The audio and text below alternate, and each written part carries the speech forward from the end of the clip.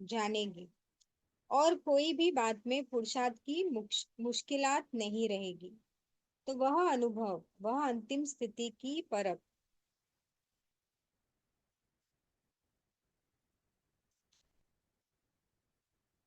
वह अंतिम स्थिति की परख अपने आप में देखो कि कहाँ तक अंतिम स्थिति के नजदीक है। जैसे सूर्य अपने जब पूरे प्रकाश में आ जाता है तो हर चीज स्पष्ट देखने में आती है। जो अंधकार है, धुंध है, वह सभी खत्म हो जाता है। स्थिति जब सर्वशक्तिवान ज्ञान सूर्य के साथ अटूट संबंध है तो अपने आप में भी ऐसे ही हर बात स्पष्ट देखने में आएगी। और जो चलते चलते पुरुषार्थ में माया का अंधकार व धुंध आ जाता है, जो सत्य बात को छिपाने वाले हैं वह हट जाएंगे। इसके लिए सदैव दो बात याद रखना। आज के इस अलौकिक मेले में जो सभी बच्चे आए हैं, वह जैसे अलौकिक बाप अपने बच्चों को मेले में ले जाते हैं, तो जो स्नेही बच्चे होते हैं उनको कोई ना कोई चीज लेकर देते हैं। तो बाप दादा भी आज के इस अनोखे मेले में आप सभी बच्चों को कौन सी अनोखी चीज देंगे? बाबा पूछ रहे हैं। आज के इस मधुर मिलन के मेले का यादगार बाप दादा क्या दे रहे हैं कि सदैव शुभ चिंतक और शुभ चिंतन में रहना। शुभ चिंतन और शुभ चिंतक, यह दो बातें सदैव याद रखना। शुभ चिंतन से अपनी स्थिति बना सकेंगे और शुभ चिंतक बनने से अनेक आत्माओं की सेवा करेंगे। तो आज यह वतन से आए हुए सभी बच्चों के प्रति अविनाशी सौगात है। बाबा की सौगात भी अनोखी रहती है। बाबा ने सौगात में क्या कहा? शुभ शुभ चिंतन और शुभ चिंतक बनने के लिए कहा है। बाप दादा का स्नेह अधिक है व बच्चों का अधिक है। कोई कोई बच्चे सोचते होंगे कि हम सभी का स्नेह बाप दादा से ज्यादा है। कोई कोई है भी, लेकिन मेजॉरिटी नहीं। स्नेह है लेकिन अटूट और एक रस स्नेह नहीं है। बच्चों का स्नेह रूप बदलता बहुत है। जब भी बहुत दुखी होंगे, बहुत तकलीफ होगी तो बाबा की ज्यादा याद आती है। जब सुखों में रहेंगे तो बाबा की याद कम हो जाती है। तो बाबा बोल रहे हैं बच्चों का स्नेह रूप बदलता बहुत है। बाप दादा का स्नेह अटूट और एकरस रहता है। तो अब बताओ कि किसका स्नेह ज्यादा है? बाप दादा बच्चों को देखते हैं तो त्रिनेत्री होने से तीन रूपों से देखते हैं। वह कौन सा तीन रूप? बाबा तीन रूपों को देखते हैं। जैसे आप बच्चे बाप को तीन रूप से देखते हो ना, तो आप बच्चे बाप तो वह सभी जानते हैं। हाँ, आदि, वर्तमान और भविष्य। हमें पता है बाप बाबा मंजू बहन, त्रिकालदर्शी, तो वह सभी जानते हैं, लेकिन मंजू।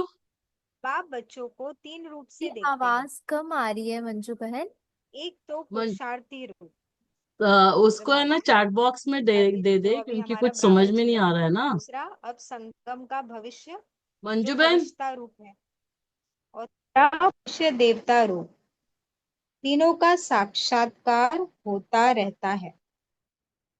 तीनों ही रूप एक एक ऐसे ही स्पष्ट देखने में आते हैं जैसे वर्तमान यह देह का रूप इन आंखों से स्पष्ट देखने में आता है। इस रीति दिव्य नेत्र द्वारा यह तीनों रूप स्पष्ट देखने में आते हैं। जैसे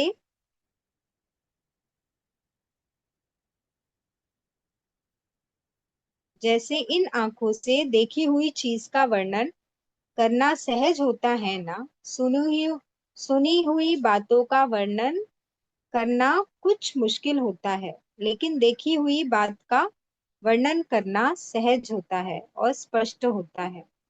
तो इन दिव्य नेत्र व अव्यक्त नेत्रों द्वारा हरेक के तीनों रूप भी इतना ही सहज वर्णन करना होता है। वैसे ही आप सभी को भी एक दो कि यह तीनों रूप देखने में आएंगे। अभी यथा योग्य यथाशक्ति है, लेकिन कुछ समय बाद, बाबा बता रहे भविष्य में क्या होने वाला है, लेकिन कुछ समय बाद यह यथाशक्ति शब्द भी खत्म हो जाएंगे और हरेक अपने अपने नंबर प्रमाण संपूर्णता को प्राप्त होते जाएंगे। तो बाप दादा आप सभी के संपूर्ण मुखड़े देखते हैं। संपूर्णता नंबरवार होगी। हाँ, सभी एक स्टेज पे नहीं आएंगे, कोई ऊपर कोई नीचे, ये होगा संपूर्ण, सभी का संपूर्णता अलग अलग होगा। माला के 108 मड़के हैं जो हैं, तो नंबर 1 मड़का और 108वां मड़का दोनों को संपूर्ण कहेंगे कि नहीं? विजयी रत्न कहेंगे। विजयी रत्न अर्थात अपने नंबर प्रमाण संपूर्णता को प्राप्त हो, उनके लिए सारे ड्रामा के अंदर वही संपूर्णता की फर्स्ट स्टेज है। जैसे सतयुग में विश्व महाराजन तो 8वां भी कहलाएगा, लेकिन पहला भी विश्व महाराजन तो 8वां भी वही कहलाएगा, लेकिन फर्स्ट विश्व महाराजन की सृष्टि के संपूर्ण सुख और 8वें के संपूर्णता के सुख में अंतर होगा ना। तो समय जैसे जैसे आगे बढ़ेगा वैसे फर्क तो पड़ेगा ही। वैसे ही यहाँ भी हर एक अपने अपने नंबर प्रमाण संपूर्णता को प्राप्त हो रहे हैं। इसलिए बाप दादा संपूर्ण स्टेज को देखते रहते हैं और वर्तमान समय के पुरुषार्थ को देखते रहते हैं, क्या है और क्या बनने वाले हैं। बाबा देखते रहते हैं कि ये अभी क्या है और क्या बनने वाले हैं। आपने पूछा ना कि वतन में क्या बैठे करते हो, बाबा को भी हम पूछते हैं, बाबा आप क्या करते हो वहां पर? यही देखते रहते हैं और अव्यक्ति सहयोग देने की सर्विस करते हैं। सभी समझते हैं कि बाप दादा वतन में पता नहीं क्या बैठे करते होंगे, लेकिन सर्विस की स्पीड साकार वतन से वहां तेज तेज है। शरीर नहीं है, कोई भी रिस्ट्रिक्शन नहीं है बाबा को, तो स्पीड बाबा की स्पीड वहां पर ज्यादा है, क्योंकि यहाँ तो साकार तन का भी हिसाब साथ था। अब तो इस बंधन से भी मुक्त है, अपने प्रति नहीं है, सर्व आत्माओं के प्रति है। जैसे ही शरीर को छोड़ना और शरीर को लेना, यह अनुभव सभी को है। सभी को है, कितने जन्मों हमने किया है। वैसे ही जब चाहो तब शरीर का भान बिल्कुल छोड़कर अशरीरी बन जाना, और जब चाहो तब शरीर का आधार लेकर कर्म करना, यह अनुभव है बाबा ने। जैसे हम शरीर लेते आए छोड़ते आए, वैसे बाबा बोल रहे हैं कि अभी शरीर में रहते हुए वो प्रैक्टिस करनी है, इस अनुभव को अब बढ़ाना है। बिल्कुल ऐसे ही अनुभव होगा जैसे कि यह स्थूल चोला अलग है और चोले को धारण करने वाली आत्मा अलग है। एकदम क्लियर पता होगा कि शरीर अलग और मैं आत्मा अलग। यह अनुभव अब ज्यादा होना चाहिए। सदैव यही याद रखो कि अब गए कि गए, सिर्फ सर्विस के निमित्त शरीर का आधार लिया हुआ है, लेकिन जैसे ही सर्विस समाप्त हो वैसे ही अपने को एकदम हल्का कर सकते हैं। जैसे आप लोग कहाँ भी ड्यूटी पर जाते हो और फिर वापस घर आते हो तो अपने को हल्का समझते हो ना। घर जाना सभी को बहुत पसंद है, घर की जो कंफर्ट है वो सबको अच्छी लगती है। ड्यूटी की ड्रेस ड्रेस बदलकर घर की ड्रेस पहन लेते हो, वैसे ही सर्विस प्रति यह शरीर रूपी वस्त्र का आधार लिया। फिर सर्विस समाप्त हुई और इन वस्त्रों के बोझ से हल्के और न्यारे हो जाने का प्रयत्न करो। ये वस्त्र कौन? शरीर है हमारा। एक सेकंड में चोले से अलग कौन हो सकेंगे? अगर अगर टाइटनेस होगी तो अलग हो नहीं सकेंगे। एकदम कपड़ा एकदम फिट रहेगा तो निकालने में बहुत मुश्किल होती है, अगर ढीला ड्रेस रहे तो बहुत आसानी से निकल जाता है। बाबा बोल रहे हैं अगर टाइटनेस होगी तो अलग हो नहीं सकेंगे। कोई भी चीज अगर चिपकी हुई होती है तो उनको खोलना मुश्किल होता है, हल्के होने से सहज ही अलग हो जाती है। वैसे ही अगर अपने संस्कारों में कोई भी इजीपन नहीं होगा तो फिर अशरीरीपन का अनुभव कर नहीं सकेंगे। सुनाया था ना कि क्या बनना है, इजी और अलर्ट। ऐसे भी ऐसे भी नहीं कि ऐसा इजी रहे जो माया भी इजी आ जाए। कोई समय इजी रहना पड़ता है, कोई समय अलर्ट रहना पड़ता है। तो इजी और अलर्ट ऐसे रहने वाले ही इस अभ्यास में रह सकेंगे। बैठे हैं इजी होकर और माया आई और माया से भी इजी, तो माया से भी अलर्ट रहना है कि माया आई और उसे हम भगाएं। तो बाबा ने दोनों का बैलेंस रखने के लिए कहा है। ऐसे रहने वाले ही इस अभ्यास में रह सकेंगे। बाप दादा बच्चों को कोई नया नहीं देख रहे हैं, क्योंकि जब कि तीनों ही कालों को जानते हैं तो नया कैसे कहेंगे? बाबा ने तो ये चीज बार बार देखी होगी, बाबा को पता ही है तीनों काल। इसलिए सभी अति पुराने हैं। कितना पुराने हैं वह हिसाब नहीं निकाल सकते, तो अपने को नया नहीं समझना।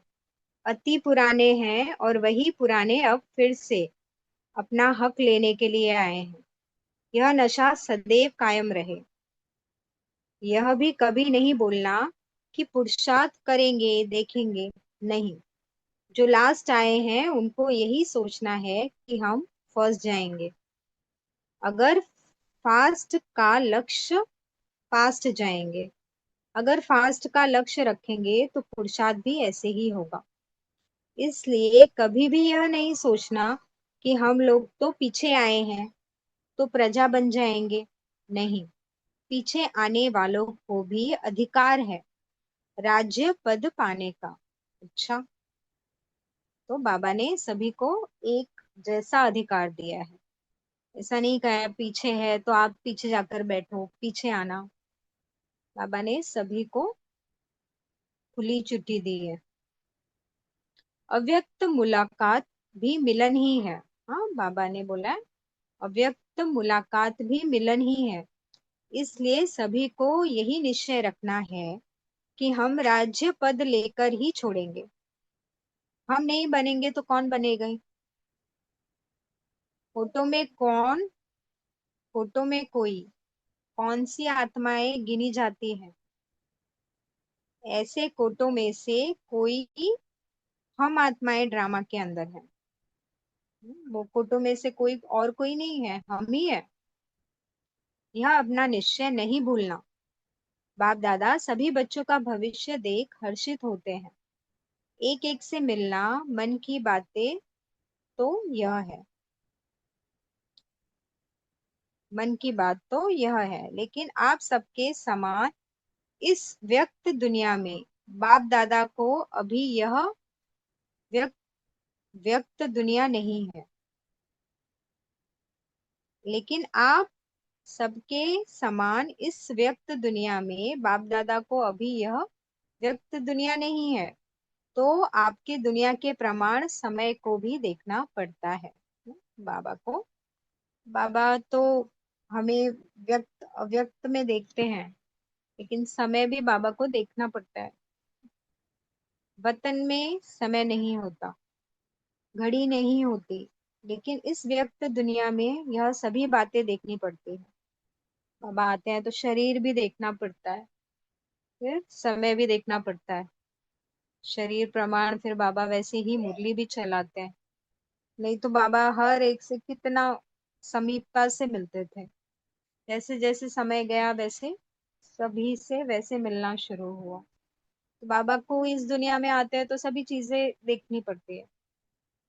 वहां तो जब सूर्य चांद ही नहीं तो रात दिन किस हिसाब से होगा। अव्यक्त वतन में सूर्य चांद समय कुछ भी, घड़ी कुछ भी नहीं है, इसलिए समय का बंधन नहीं है। ओम शांति।